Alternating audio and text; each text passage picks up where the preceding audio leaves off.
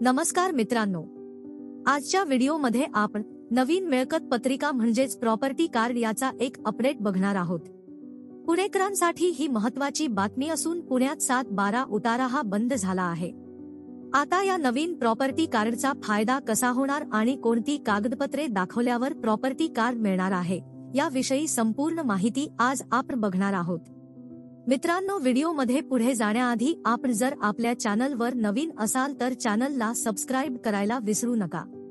या आपल्या चॅनलवर असेच अपडेट येत असतात तेव्हा चॅनलला नक्की सबस्क्राइब करा आणि आपण आपल्या टेलिग्रामला लवकर जॉईन व्हा। त्या ठिकाणी असे अपडेट आपण टाकत असतो, त्याची लिंक ही डिस्क्रिप्शन मध्ये दिलेली आहे। मित्रांनो, राज्यातील ज्या शहरांमध्ये नगर भूमापन सिटी सर्व्हे झाले आहेत, मात्र अशा शहरात मिळकतींचा 7/12 उतारा आणि मिळकत पत्रिका दोन्हीही सुरू आहे किंवा नगर भूमापन झाले असूनही 7/12 उतारा सुरू आहे, त्यामुळे या शहरातील जागांच्या खरेदी आणि विक्री व्यवहाराच्या वेळी सोयीनुसार 7/12 उतार्यांचा वापर केला जातो। त्यातून अनेक प्रश्न निर्माण होतात, फसवणुकीचे प्रकार देखील वाढत आहेत। त्यामुळे भूमी अभिलेख विभागाने नगर भूमापन झालेल्या भागातील 7/12 उतारे बंद करण्याचा निर्णय घेतला आहे। त्यासाठी या विभागाने राष्ट्रीय माहिती विज्ञान केंद्राच्या NIC सहकार्याने संगणक प्रणाली विकसित केली आहे। या प्रणालीचा वापर करून प्रायोगिक तत्वावर वडगाव शेरीमध्ये GIS मिंगच्या माध्यमातून नुकताच एक प्रकल्प राबविण्यात आला। हा प्रयोग यशस्वी झाल्यानंतर खराडी गावची मोजणी करण्याचा निर्णय महापालिकेच्या मान्यतेने भूमी अभिलेख विभागाने घेतला होता। यंदा रोव्हर, ETS यंत्र आणि ड्रोन सह तिन्ही तंत्रज्ञानाचा वापर एकत्रित करण्याचा निर्णय विभागाने घेतला।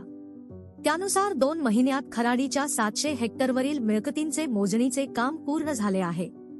खराडीचा काही भाग लोहगाव विमानतळाच्या परिसरालगत असल्यामुळे ड्रोनची परवानगी मिळाल्याने सुमारे 100 हेक्टरवरील मिळकतींच्या मोजणीचे काम रखडले होते।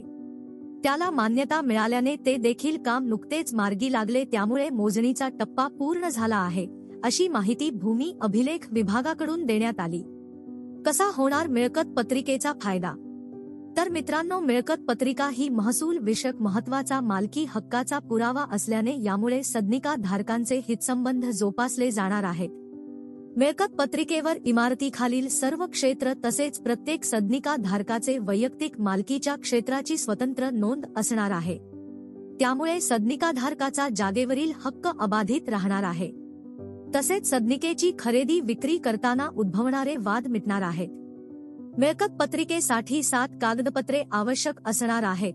त्यामध्ये जमिनीचा 7/12 उतारा, जमीन खरेदी खत, जमीन मोजणीचा नकाशा, महसूल विभागाची पावती, प्रॉपर्टी कार्ड, खाते उतारा किंवा 8 उतारा, जमिनी संबंधीचे पूर्वीचे खटले ही कागदपत्रे आवश्यक असणार आहेत।